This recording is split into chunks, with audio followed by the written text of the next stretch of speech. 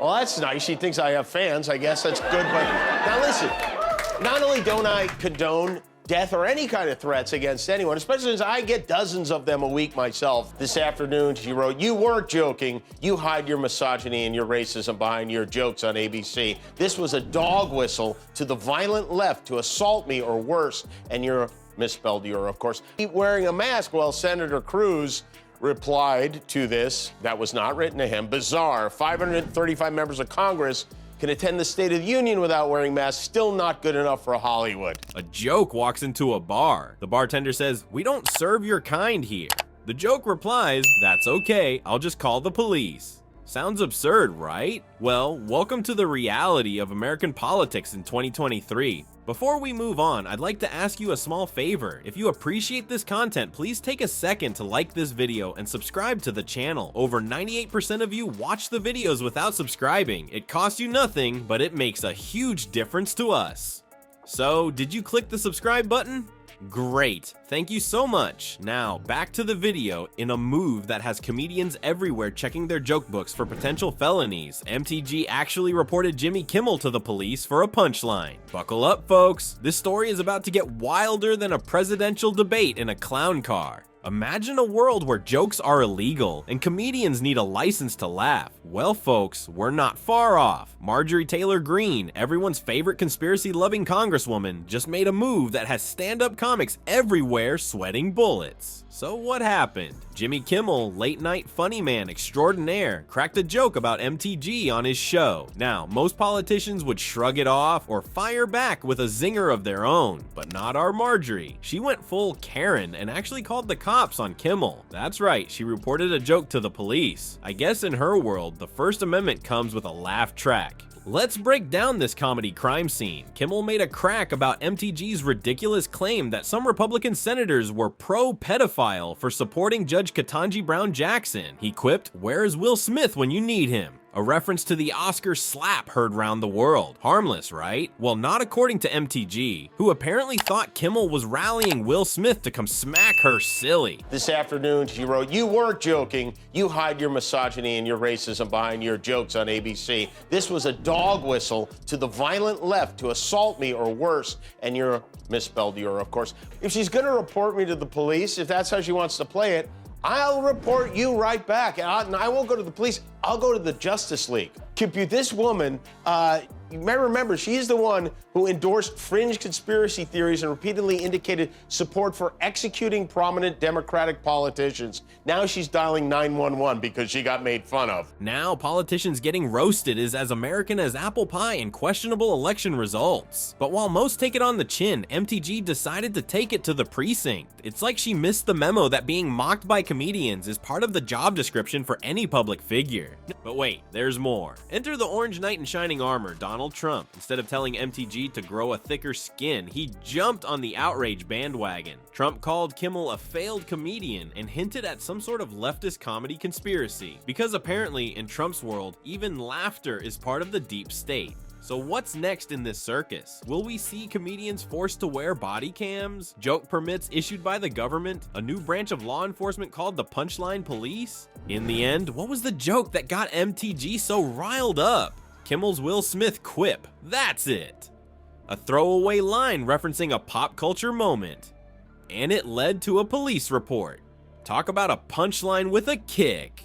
But hold on to your funny bones, folks. The comedy world wasn't about to take this lying down. They were gearing up for a rebellion that would make the Boston Tea Party look like a polite disagreement over Earl Grey. Remember when politicians could take a joke? Well, those days are long gone, folks.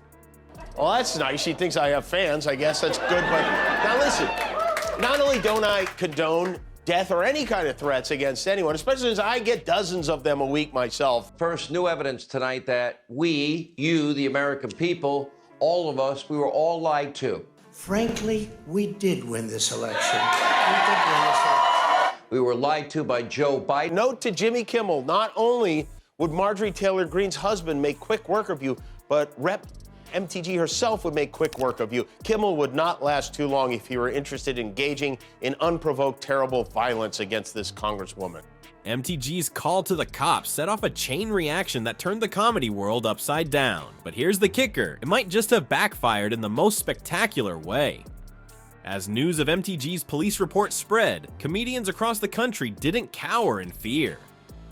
Nope, they grabbed their metaphorical pitchforks and torches, ready to defend their right to make people laugh. It was like a Justice League of jokesters, but instead of fighting alien invasions, they were battling the fun police. Social media exploded faster than a politician's career after a hot mic mishap. Memes started popping up like whack-a-moles at a county fair. One showed MTG frantically dialing a giant red phone labeled "Joke Police" with the caption, "When the joke hits too close to home." Hey, you know, all these crazy people in Congress, all of these low IQ individuals in Congress right now, there's one guy who's responsible for that, and that's Donald Trump. He wearing a mask. Well, Senator Cruz replied to this. That was not written to him. Bizarre. 535 members of Congress can attend the State of the Union without wearing masks. Still not good enough for Hollywood. Obama, amnesty.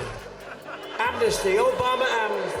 What kind of president needs a no card to answer a basic and predictable question? Another had her next to a wanted poster for Jimmy Kimmel, charging him with first-degree comedy. It was like the internet had collectively decided to roast MTG harder than a turkey on Thanksgiving. But here's where it gets interesting. The public wasn't just laughing at the memes, they were picking sides. And let's just say Team Kimmel's bleachers were a lot more crowded than Team MTG's. Turns out people prefer their politicians with a sense of humor rather than a sense of entitlement. Who knew? As the comedy rebellion raged on, something strange happened. MTG's approval ratings started dropping faster than a lead balloon. Meanwhile, Jimmy Kimmel's ratings were soaring higher than a bald eagle on the 4th of July. It was like the more MTG complained, the funnier people found Kimmel. Now, you might be wondering, did Trump really call Kimmel a failed comedian? Well, folks, the answer is a resounding yes. The former president, in all his orange glory, actually used those words. It's like he forgot that being mocked by comedians is practically a presidential rite of passage. As the dust settles on this comedy war, we're left with a big question. What does this mean for free speech and political humor? Well, if history's taught us anything, it's that trying to silence comedians is like trying to stop a bull with a red flag. It only makes them charge harder. Kimmel even quipped about how quickly politicians go from claiming they can't say anything anymore to calling the cops over a joke. Talk about a punchline that writes itself. So, what have we learned from this comedy kerfuffle? When thin-skinned politicians go toe-to-toe with sharp-tongued comedians, laughter always comes out on top. It's like trying to fight a tickle monster. You just end up giggling harder. Here's a thought. Next time a politician can't take a joke, maybe we should send in the clowns instead of the cops. Imagine MTG trying to file a police report while a guy in oversized shoes and a red nose honks at her. Now that's comedy gold. Look, the world's got plenty of serious problems. Sometimes we all need a good laugh, even at our leaders' expense. As they say, if we start letting politicians silence jokes, we might as well kiss goodbye to holding them accountable. Yeah. So keep laughing, folks. It's good for democracy and even better for your abs.